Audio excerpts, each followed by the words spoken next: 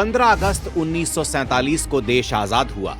देश की इच्छा के खिलाफ नेहरू देश के प्रधानमंत्री बन बैठे और फिर नेहरू के मनमाने फैसलों का खामियाजा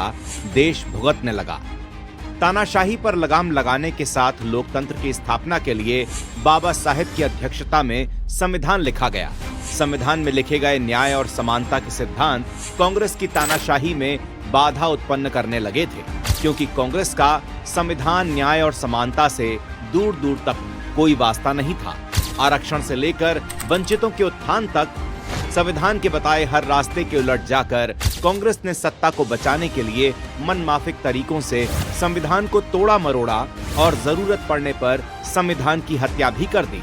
आरक्षण विरोध का कांग्रेसी फरमान हो या धारा 370 का देश विरोधी ऐलान,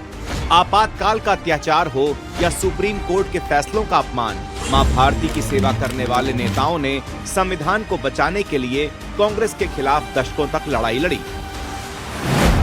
नेहरू ने शेख अब्दुल्ला से याराना निभाने के लिए जब बाबा साहेब के खिलाफ जाकर धारा 370 के द्वारा जम्मू कश्मीर को भारत से अलग किया,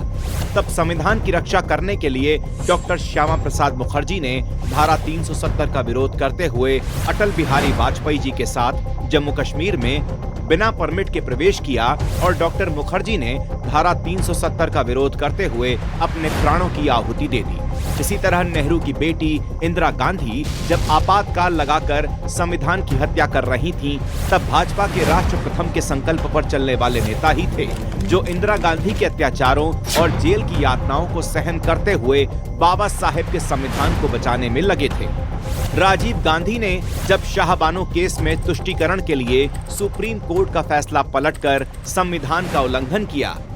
तब भाजपा ही थी जो समान अधिकारों के लिए कांग्रेस का डटकर मुकाबला कर रही थी। नेहरू से लेकर राजीव गांधी तक पूरी ताकत से आरक्षण का विरोध किया गया,